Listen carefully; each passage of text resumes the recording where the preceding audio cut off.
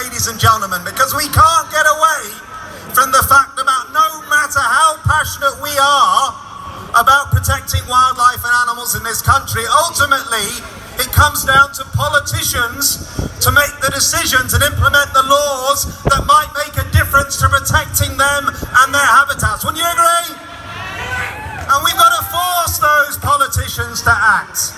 And I'm going to share with you a few thoughts, because in the next few days we're going to see more change in this country at a very volatile political time. Yes, we are going to have a new Prime Minister by Thursday, and yes, it will be Boris Johnson, and yes, that's going to divide a lot of people in this country that are already divided. But what I want to share with you is some of the wildlife priorities that I've shared with him in recent weeks, and his advisors and people around him, to say, if you're going to pull your finger out, Boris, if you want to be a Prime Minister that lasts a bit longer than a matter of months, then you're going to have to listen to what people care about when it comes to the environment and wildlife. Wouldn't you agree? So I'm going to give you my priority list that he has. This is an open secret. This is what I want him to do if he becomes Prime Minister next week. And I said you could do this in 100 days. It won't have a massive impact on public costs. In fact, in some areas it will save taxpayers money. It will be hugely popular with people, particularly the younger people in this country that care so much about these issues. And I'm going to start an issue that's very close to my heart, of course. I'm going to start with the badger cull. Does anyone here today think there's any justification for killing badgers to lower bovine TB? Do you? No! Well, let me just tell you what's happened. Over the last 5 years, this government, on your behalf, using your taxpayers' money, has spent the best part of £50 million killing 68,000 badgers. Do you think that's right? No. And they've looked at all the evidence and all the data, and we've seen more evidence published this week, and I can tell you there is nothing in the data that will show you that killing all those badgers, which is the biggest destruction of a wildlife species protected in the history of this nation, has made any difference to lowering bovine TB in cattle at all. Do you think that's acceptable? No. And it's absolute madness that we have 10 more licence applications on the table. And the new Secretary of State, whoever it might be, in the next few days might be signing off the death of a further 50,000 badgers this summer. That will be probably double the number of cattle that will be killed for TB this year. 50,000 in 1 year, that will take the figure probably to over 120,000 killed since 2013. Do you think that's right? No. It's a complete waste of money. Lots of those badgers will be killed by a controlled shooting method that even the British Veterinary Association accepts is cruel, because animals can take up to 5 minutes, 10 minutes to die of blood loss and organ failure, and actually it's highly ineffective. So it's cruel, it's hugely costly, and it's making no difference whatsoever to this problem that farmers have. And the solution is staring us all in the face. The problem is a cattle problem. Wouldn't you agree? Yeah. We move millions of cattle. We don't have good protection systems in place. The TB testing systems are inadequate. The biosecurity measures are inadequate. We move more cattle than we should. We don't control their movements. We don't ensure they're tested. And we don't ensure that when we're moving them, we know they don't have TB. That's why we had outbreaks of this disease in Cumbria last year. That's why we had outbreaks of this disease in the Isle of Skye. It's about time we started to get serious about dealing with this as a cattle disease. Wouldn't you agree? Yeah. So rather than waste all that money killing badgers, let's get proper TB testing systems in place. Let's stop moving cattle that have the disease. Let's take biosecurity seriously. And I say this to Boris Johnson and anyone that will listen. We will take our responsibilities as the wildlife protection movement seriously. Badgers got this disease from cattle, but we will do what we can to reduce the disease. But we will only do it in a humane way. We will trap badgers and we will vaccinate them and we will release them. Do you not agree that's a better way of dealing with this problem? Yeah. And you know what? There are tens of thousands of people in this country, which is unique anywhere in the world, that are queuing up to vaccinate badgers, are queuing up to dig in cages, are queuing up to help farmers and landowners to deal with this disease. It's the big society that David Cameron spoke about in action. It's something that all of us should be proud about. Now, we're meeting with DEFRA officials in a few weeks' time, and we're saying to them that we want a national badger vaccination strategy. We want serious public funding for every person in this country that wants to volunteer to train to become a vaccinator. Wouldn't you agree? And we want to be able now to vaccinate badgers across all of this country, not just in the edge zones that the government at the moment allows us to do. We want to go into the high-risk areas too, and we want to offer farmers a clear choice. You don't have to cull badgers, you can actually vaccinate them, and we will do that for you, and the government will pay for that. Wouldn't you agree? And you know what? When you put that option to the farmers, they accept it can be done, and that's what we will do. But at the same time, if we take that seriously, they must clean up their act. They must get on top of the testing and the movement and biosecurity controls. And in a few years' time, we can lower this disease without killing any wildlife at all. Wouldn't you agree that's better? Yeah. And that's what we're going to have to do. Now, the second thing on my priority list came out of the blue a few weeks ago, when Jeremy Hunt, for some crazy reason, gave an interview to the Daily Telegraph and suggested that he would support the repeal of the Hunting Act. Had he learnt nothing, the crazy fool, from what Theresa May went through 2 years before? We know that repeal of the Hunting Act is political poison.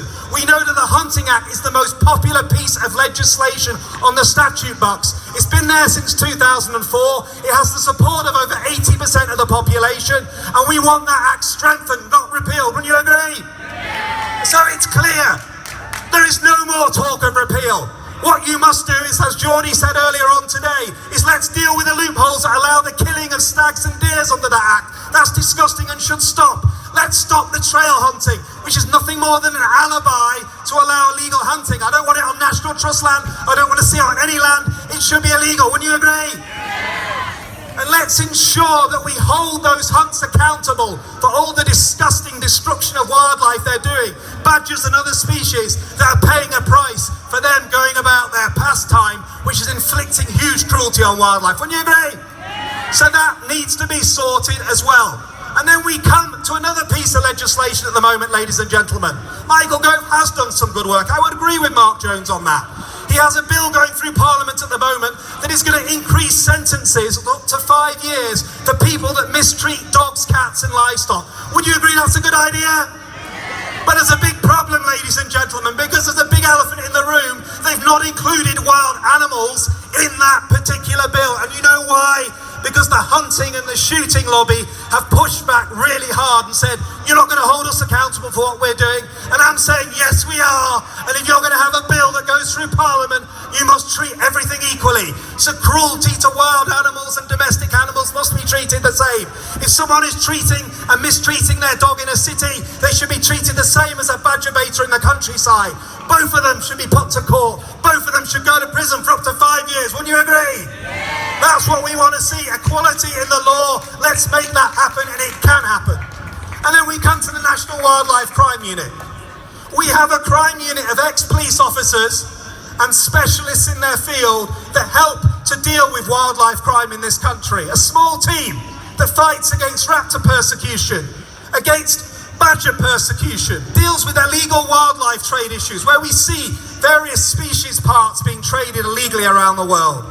It's only got funding to next year under a 4-year agreement. There's a constant bickering in Whitehall about spending a few £100,000 on that unit. And what we're saying is, let's stop this nonsense. Let's pay for this out of DEFRA on the Home Office budget. Let's secure the funding.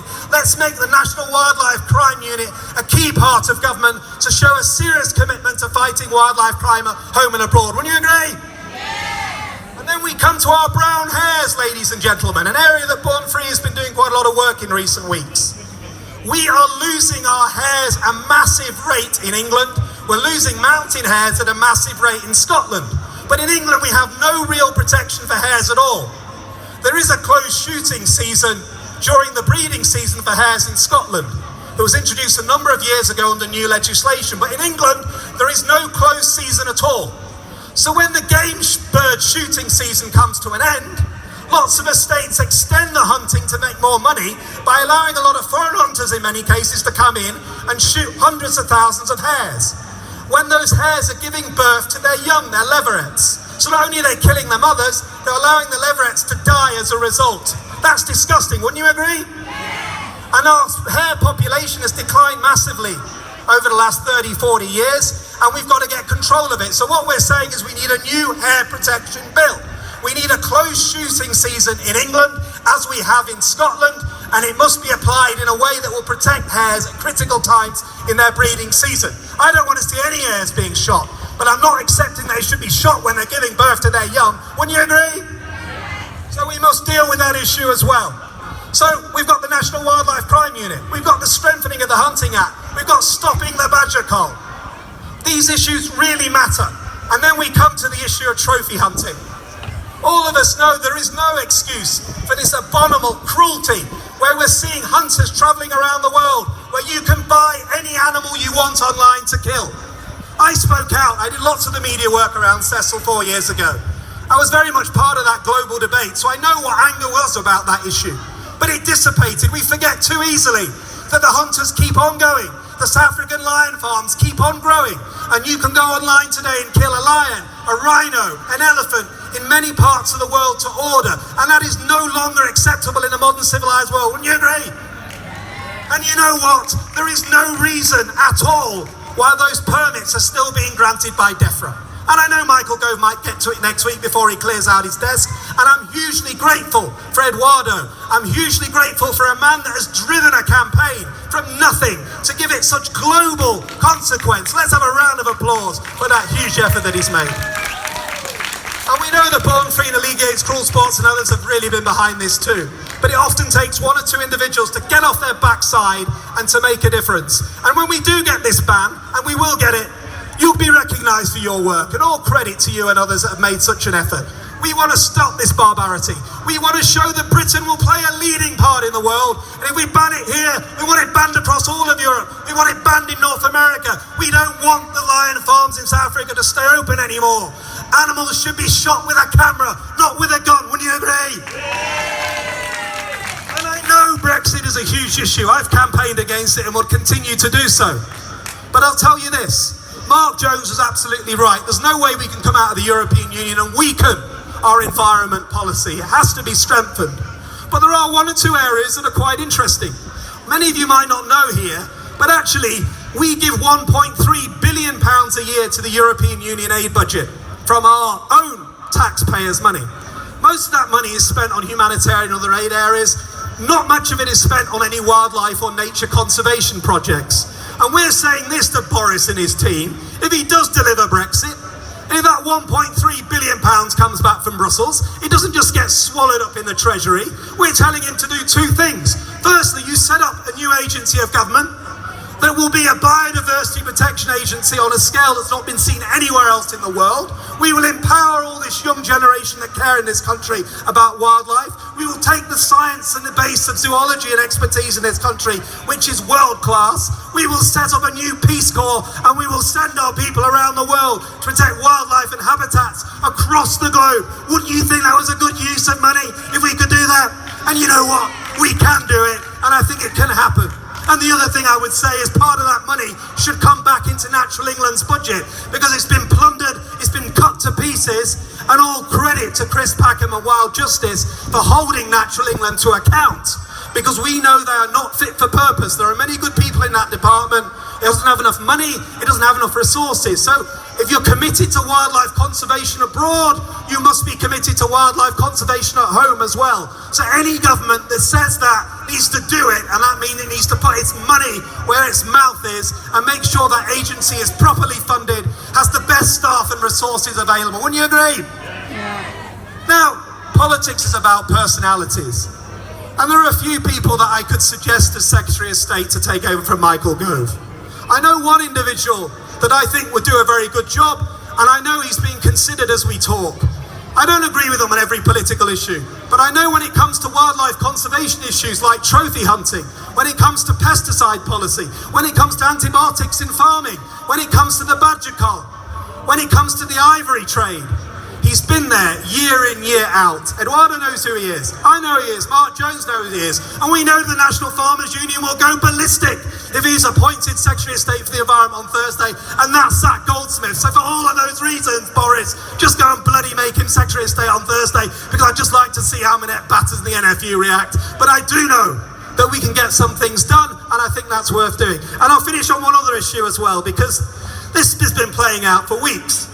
Carrie Simmons, you might have seen, you will have seen about Carrie Simmons. Does it matter about Carrie Simmons? I just want to tell you a few words about her, because I've worked with her for quite a long period of time as a wildlife campaigner. You might not know that behind the scenes she's been a real advocate for animal welfare and conservation, but she has. When Theresa May made the mistake of going public on the repeal of the Hunting Act in the campaign terrible election campaign 2 years ago, it was Carrie Symonds that turned it around in the end and finally got her to commit to no repeal. When we wanted to go into Downing Street to get the circus bill moving again, after years of dithering, where we hadn't taken a decision under David Cameron to ban the use of wild animals in circuses, I can tell you now it was Carrie Symonds that made that happen. When we took to the streets in January to say that it was disgusting that the Japanese government were going to go back to commercial whaling, when there's no market for whale meat beyond the use of industrial fertiliser and dog food, it was Carrie Symonds that made the government sure the position was strong in opposing that and came out on the streets and spoke about it. And I, for one, would say this. I know she doesn't like the badger cult. I know she cares deeply about issues around farm and animal welfare. She wants to do more and she can do more.